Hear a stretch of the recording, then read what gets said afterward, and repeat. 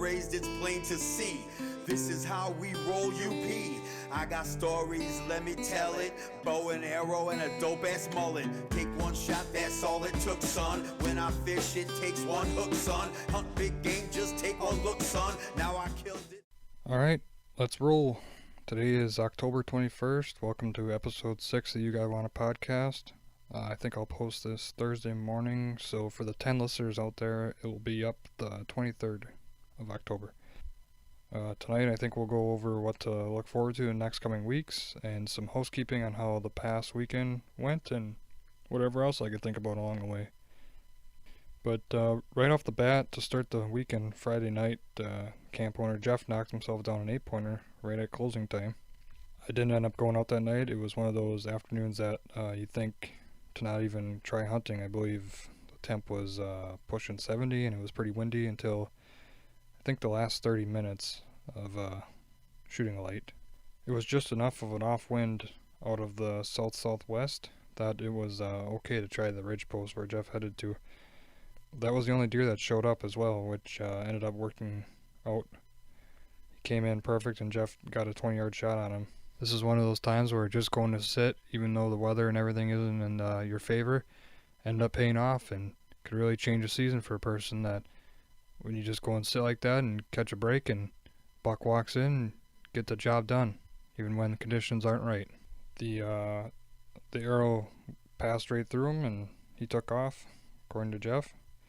And most of the time when you shoot one on the ridge post, you get about 40 to 50 yards, and then they drop off out of sight, and so that's what happened with this one as well. So after about 30 seconds of noise, it kind of got quiet. He ended up waiting for a bit and grabbed his arrow, and it looked really good, coated in blood all the way to the nock. So we regrouped back at camp, had a couple drinks, and went back out around 2 hours later to recover the deer. It seems like every track you learn something new, but this one, it was really good at impact, a lot of blood, and then nothing for about 40 yards. And Jeff finally found a drop of blood, and then we were on it pretty good. It wasn't a great blood trail, but it was consistent enough where we could stay on it most of the time. And we went about 80 more yards, and I could see a white belly through the outer parts of the light, so it was high-fiving after that. With the amount of blood, I was surprised he was that close. Ended up going about 120 yards total. Died within minutes probably. Once we got a look at him, we checked out the X-hole, and it wasn't as low as we thought, so most of the blood was probably filling the cavity. So that was a pretty exciting start to the weekend. Got him dragged out, and Jeff lit the path for me as I dragged him to the buggy. But that's really where the excitement ended, as my 3 sits were really uneventful. I saw a 2-year-old 8-pointer early into my Sunday night hunt as he seemed a bit spooked and worked past me at about 70 yards, and only saw him for about 15 seconds probably, and then he was out of sight. That was the only buck I saw over the weekend, so not much to talk about for my hunts, but really looking forward to the next 2 weekends though, as I got some time off, and the buck movement should increase pretty good any time now. So they keep teasing us with a little bit of daylight flashes and then disappear for a couple days on the cameras. But right now I believe we got about 5 to 6 bucks worth shooting, so a couple should slip up here in the next couple weeks, I would think. And we're dealing with corn to the north on the neighbor's property, but once that corn gets cut, I believe it should really ramp up for us. It seems like in the past couple seasons, the couple days after they cut the corn, we have some really good deer movement on that property. So I think that should be any day now. It's getting close to end of October, so that corn should get cut pretty quick.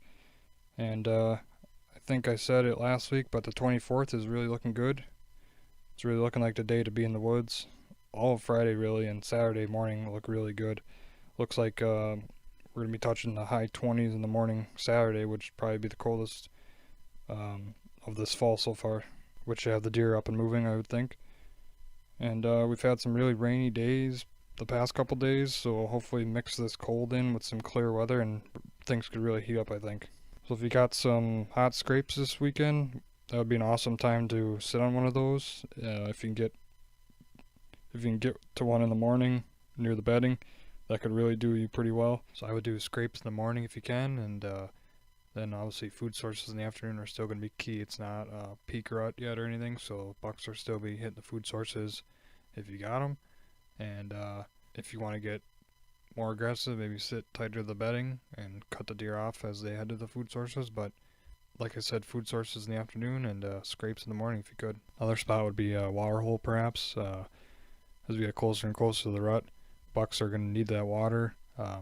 They don't need the food as much during the rut, so if you got water sources around or a water hole, that's going to be a spot to key in on too, as they'll come in and get a drink as they're chasing and cruising throughout the day. They got to have that water. They can go a long time without food, but they got to have that water as we get closer to that rut.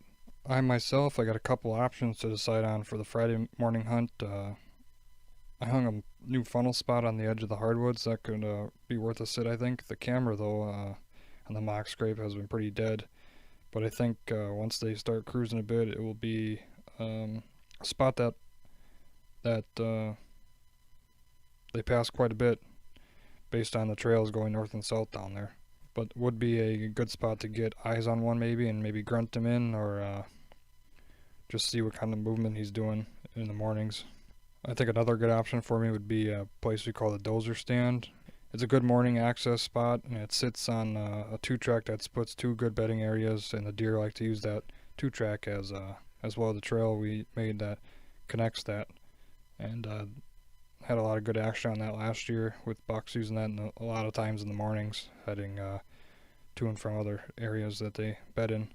What else do I have I could sit? I got the Pine Tree Field Stand. That's been a really good spot over the years for getting eyes on good bucks. More of the first week of November though, when you really start seeing the chasing. It's about 25 yards off a field and some thicker stuff, but you still have a good shot at the field. And bucks like to pop out there and work scrapes and or cruise just the inside of the woods past the stand that's set up. So I always enjoy sitting in that spot. Might be a bit early, but could get lucky and catch one making his first rounds of the season probably.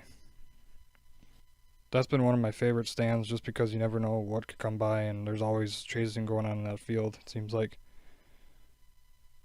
So we'll see what the feeling is Thursday night, but some options are on the table. But it's time to lock in because the next 3 weeks are going to fly by, whether we like it or not. So enjoy it while we can and get in the woods as much as possible because unlike the early season, time on stand is going to be key here the next couple weeks. So as we get to the latter part of October, I think if you don't have any bucks around or on camera showing up, in the next couple days would be a good time to scout, I think, especially if you're got some public land spots, multiple spots in public to bounce around on, because they should be laying down sign now, and it should be easy to spot where these deer are hanging out. And but I wouldn't get too aggressive while scouting on smaller chunks of private. But if you can poke around, maybe if you can get a high wind or a rainy day, that would be the best time to scout and look for that fresh sign that we're all looking for right now. So if you do have bucks on camera and they're not during daylight, I wouldn't get discouraged on that either. Having bucks showing up throughout the night, not a bad thing, especially as we get closer to the rut. The deer in the woods are going through so many changes right now that it's good to have deer showing up in your property at any time of the day and night, because it's just a matter of time before one will slip up and give you an opportunity during the day. And as long as he's comfortable on your property, I wouldn't get discouraged, and he'll show up if you put the time in. He'll be there. So I think that's it for tonight. Hopefully I got some good hunts to talk about on the next one. These next couple weeks should be pretty fun. 24th weekend and then Halloween weekend's always a great weekend to be in the woods. And once we get to the Halloween weekend, the pre-rut's in full swing and it's go time here in Michigan. So going to be hunting that weekend and a couple days before and a day after that weekend. And then hopefully knock a buck down in these next couple weeks, get some confidence going, and then get home and we head to Missouri on November 6th, and we're hunting the 8th through the 12th there. So we're heading to the big buck country. It's going to be a busy couple weeks, and looking forward to it. It's going to go by fast, and just going to soak it all in, and hopefully have a good couple weeks here and have some good stuff to talk about on here. But like I said, it's time to hit the woods if you haven't been, as this is the start of the best 3 weeks of the season, I think, for most of us. So we're getting the cooler weather finally, and the bucks should be fired up and ready to go, I think. So good luck to everyone hunting this weekend. Stay safe and shoot straight. And thanks for listening to the podcast today, and check out the Instagram, Facebook, and TikTok pages. We'll talk to you guys soon. You gotta want it out.